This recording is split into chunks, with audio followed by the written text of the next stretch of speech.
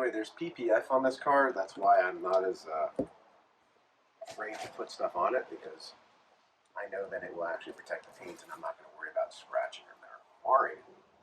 Even, well, I'm not even going to mess that up. But let's open this box up and see what we have in store here.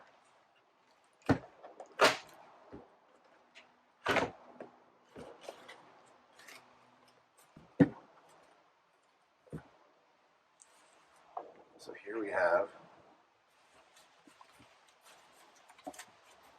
some hardware, and we've got these.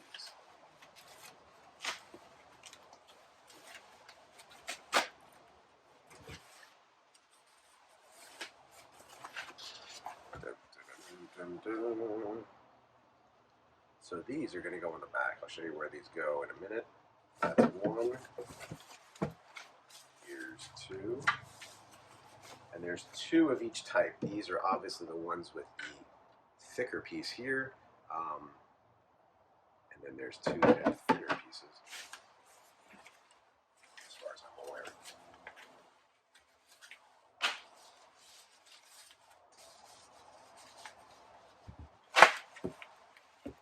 And I did get these, by the way, in painted carbon flash metallic. They can come in a flat or a matte black, but I decided to go with, so you can see, carbon flash metallic.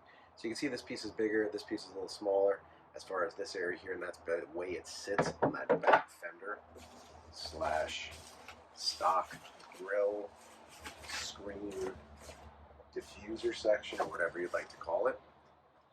All right, guys, so I got them lined up approximately. This is not exact. I'm going to be carefully and articulately measuring out the exact specs as far as where these go, but as you may or may not be able to see, they attach here. I'm probably going to put some 3M tape on the top, and then there are some screw areas that you'll screw into. If I take this off, you'll see there's some holes here to screw into the bottom. You can drill them right in. No one's going to see them even if you take it off, so it's not going to affect anything structurally. It's not going to affect anything aesthetically, so there's really no reason to do it. But I'll tell you what, man, that looks pretty sharp. What do you think? Let's take a stand back. I think it looks pretty sweet. I've seen people paint the edges the same color as the body color, like for instance doing a red on that edge. I don't think I'm ready to do that, but if I do decide to do it, I'll let you know. I'll show you. So I'm going to get these bad boys installed, and then I'll show you the final product. All right, guys, so here's the finished product of the diffuser, and I think it looks absolutely awesome. There's two screws at the bottom that go under there into the main part right there. I originally had them with self-tapping screws. They were a metallic color, and I did not like it. It just, you actually saw them. So I replaced them with black screws. I actually got them at Home Depot and Lowe's, because some had some had the other. They look great. They really do finish the back end of the car. I think it looks awesome. I'm very happy I did it. I'll put a link in the description for the EOS diffuser fins, as well as the screws that I used. And here's another thing.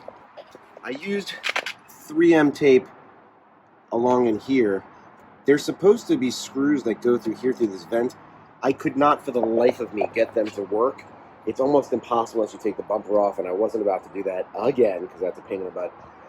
So what I did do is I actually I took screws, I found out the threading, I put the screws in, I cut them off, and tried to stick them through this way to then put a nut on the other end on the inside. Still virtually impossible.